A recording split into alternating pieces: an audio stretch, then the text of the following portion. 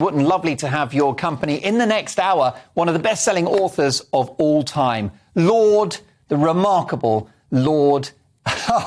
Isn't that a beautiful thing on live telly? Of course, here's his book, Jeffrey Archer. I should have said Jeffrey Archer because then I remember. But anyway, an amazing author, former deputy chairman of the Tory party. We'll talk about the state of the Tories and selling almost 300 million books. Easy for you to remember, Lord Jeffrey Archer after 10. A first look at tomorrow's papers very shortly as well, but it's time now for our positive professor, Karol Sikora. Now, the UK's official inquiry into the COVID-19 pandemic kicked off in London this week, but families of victims in Wales are angry that their nation isn't getting its own independent probe. Welsh First Minister Mark Drakeford was slammed yesterday for alleging that families of COVID victims in Wales wanted to move on without an inquiry. But he was quickly pulled up by furious Andrew Davies, leader of the Welsh Conservatives, who accused Drakeford of making it up. Take a look. I believe from the meetings I've had with them, I've met with them 5 times, but unlike the leader of the opposition, they are moving on from continuing to ask for something which is not going to happen. Stop misrepresenting their view, First Minister. Only today they've repeated the request for an independent inquiry here in Wales, and through you not allowing such an inquiry to happen, they have had to accept that the UK route is the best route for them to have these explored. The leader of the opposition can, of course, go on making his case for as long and as loudly as he likes. In the meantime, the world has moved on. Today, politicians and campaigners are calling for Drakeford to withdraw his comments, with both the Welsh Conservatives and Plaid Cymru writing to the First Minister. Nearly 11,000 people died with COVID in Wales during the pandemic. So just who is tin pot politician Drakeford to tell the bereaved families that the world has moved on? Did he miss the part where our nation was crippled and teetering on an economic cliff edge over the COVID insanity that he partly oversaw? Professor Karol Sikora, let's talk about this now. Why do you think that Mark Drakeford is running scared? He's running scared, but it was completely crazy what he tried to do. What he did was to show Wales was doing better than England.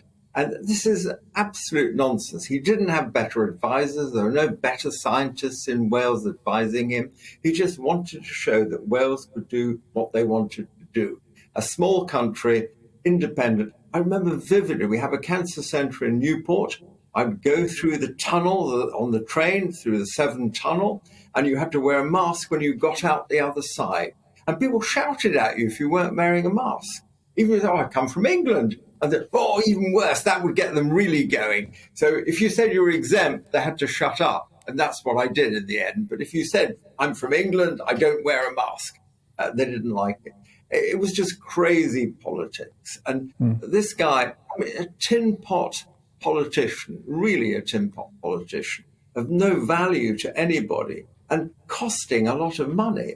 The policies in Wales costed a lot of money, and they actually costed a lot of lives. And that's the sad thing in terms of cancer, in terms of other issues. And that's why he doesn't want an inquiry. He doesn't want to be shown up as a weakling, as the wrong policy to take. Why not follow the UK? Let's be one country. That's what he should have done. But he wanted to be different. That's the truth, Matt.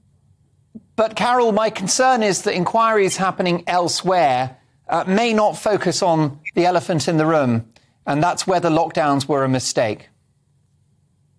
Exactly so. And, we know that the weekly death rate, even now, as we speak, is higher than it should be. It's higher than it's ever been in the last 5 years. And scientists in Oxford have proven this. They keep putting out these bulletins every week.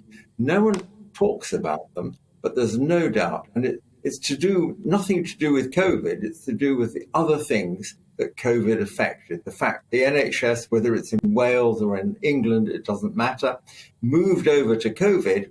So people with cancer, with heart disease, with stroke, with other illnesses didn't get treated. And we're left with this awful inheritance of 6.8 million people waiting for something from the NHS. And that number's probably an underestimate of what it really is. Probably 10 million people are waiting for something and they're not getting it. It may be a scan, it may be a biopsy. It's something they need that they can't get.